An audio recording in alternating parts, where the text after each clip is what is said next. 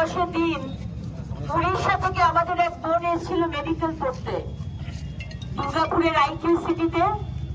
সেখানে কাল রাত্রিবেলা তাকে গণধর্ষণ করা হয়। সে গেছিল খাবার কিনতে, কিন্তু সে জানতো না যে এটা পশ্চিমবঙ্গ, এখানে বাঘ আর সিংহ আর শিয়ালরা ঘুরে বেড়াচ্ছে। আপনি 2 মাসের 6 মাসের বাচ্চা হন, আপনি 80 বছরের বৃদ্ধা হন, আপনি 23 বছরের একটা মেডিকেল স্টুডেন্ট হন, আপনি যদি রাস্তায় বেরোন, সকাল হোক, দুপুর হোক, রাত্রি হোক, আপনাকে এরা ছিঁড়ে খাবে, কিন্তু আপনার কোনো বিচার হবে না। আমাদের মুখ্যমন্ত্রী 1000 টাকার লক্ষ্মীর ভান্ডার দিচ্ছেন, আপনি প্রতিবাদ করবেন না? আপনি তো 1000 টাকার ভাতা পাচ্ছেন, আপনি প্রতিবাদ করবেন না? কারণ আপনাকে তো ভাঙা সাইকেল, সবুজ সাথী সাইকেল দেওয়া হচ্ছে, আপনাকে তো যুবশ্রী, কন্যাশ্রী, রূপশ্রী দেওয়া হচ্ছে, কিন্তু আপনার কোনো সম্মান নেই।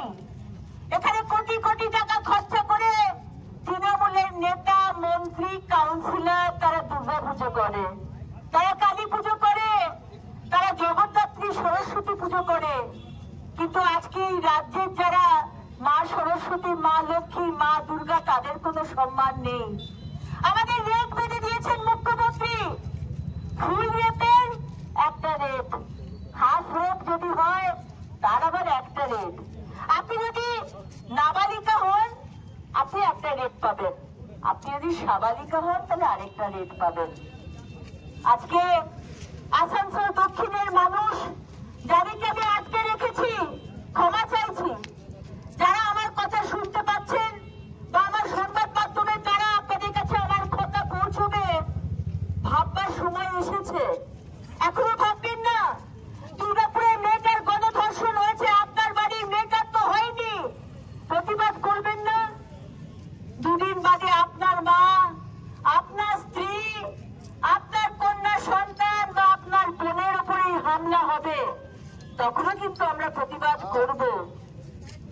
আজকে আমরা আসানসোলের দক্ষিণের বিজেপি কার্যকর্তা এবং সাধারণ মানুষ আমরা রাস্তায় নেমেছি।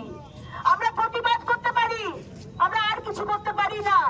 আর কিছু যদি করতে হয় তাহলে সিস্টেমকে চেঞ্জ করতে হবে, এই সরকারকে চেঞ্জ করতে হবে।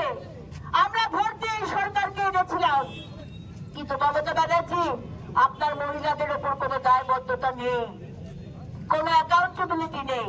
এই সরকার আমরা চাই না। 2026 বাংলার মানুষ এর জবাব দেবে। ভালো থাকবেন। ভারত মাতা জয় হোক। নমস্কার। ছেড়ে দিলাম আমাদের রাজ্যের মেয়ে, একটা ভিন রাজ্যে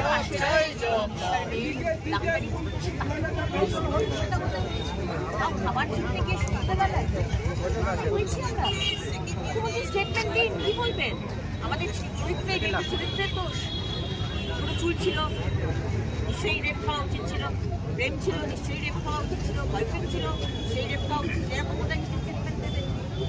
আজকে আমাদের রাজ্যের টিএমসির নেতা মন্ত্রীরা ঘটা করে